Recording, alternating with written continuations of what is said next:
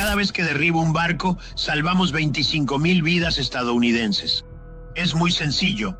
Y lo que está pasando es que están teniendo dificultades para encontrar empleo. No pueden conseguir a nadie.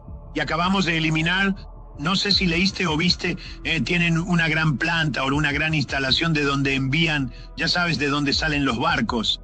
Hace 2 noches la destruimos. Así que los hemos golpeado muy fuerte, pero las drogas han bajado más del 97%. ¿Puedes creerlo?